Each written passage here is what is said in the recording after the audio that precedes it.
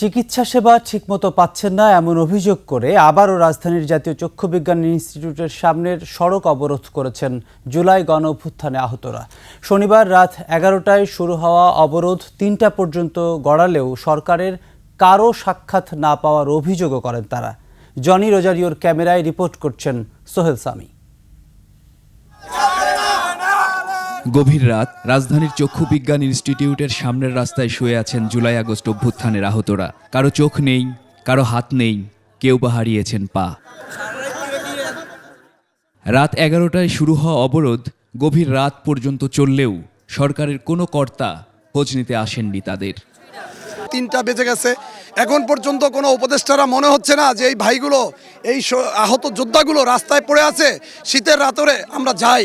অসুস্থ শরীর নিয়ে কেন আবার রাস্তায় নামতে হলো প্রশ্ন করা হয়েছিল দেশের জন্য জীবন বাজি রাখা এই বীরদের। আমরা ক্যাটাগরি মানি না। সব এক, দ্বিতীয়ত হইল আমাদের পুনর্বাসন, তৃতীয়ত হইল আমাদের সুচিকিৎসা, আর চতুর্থ হইল আমাদের মুক্তিযোদ্ধা হিসাবে একটা ভাতা। আওয়ামী লীগকে কেন শাস্তির সম্মুখীন আনা হয় নাই? যারা আমাদেরকে গুলি করছে তাদের কিন্তু জেলে প্রেরণ করা হয় না, তারা ওপেন কিন্তু বুক ফুলে। আমাদেরকে এই চিকিৎসার জন্য বিশেষ সেল কোনো গঠন করতেছে না, সহযোগিতা করতেছে না, এবং এই থানা কোর্ট কাছারি বিষয়ে চরমভাবে আমরা লাঞ্ছিত হচ্ছি, চরমভাবে আমরা হয়রানির শিকার হচ্ছি, যেটা মানে বলা বাহুল্য। শারজিল আলম ভাইয়ের কাছে আমি নিজে উনি পার্সোনালভাবে নিজে 2বার করে আমার যে ইরা ছিল, মানে ওখান থেকে একটা কোড দিছিল, মানে সিরিয়াল নাম্বার, ওই সিরিয়াল নাম্বারটা উনি 2বার নিয়েছে আমার কাছ থেকে, কিন্তু আমি এখনো কোনো ওনার কাছ থেকে রেসপন্স পাইনি। আহতদের চিকিৎসায় সর্বোচ্চ গুরুত্ব দেয়া হচ্ছে। সরকারের পক্ষ থেকে এমন ঘোষণা থাকলেও বাস্তবতা ভিন্ন বলে দাবি করছেন তারা।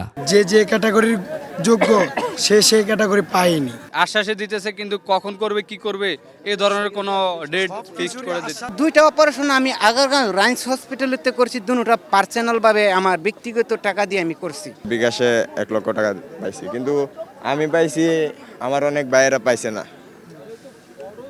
সবারই পাওয়ার প্রাপ্য। খুনিদের বিরুদ্ধে মামলা করায় প্রতিনিয়ত জীবন নাশের হুমকি দিচ্ছে, কিন্তু প্রশাসন কোনো পদক্ষেপ নিচ্ছে না বলেও অভিযোগ তাদের। সোহেল সামি, 21 টেলিভিশন, ঢাকা।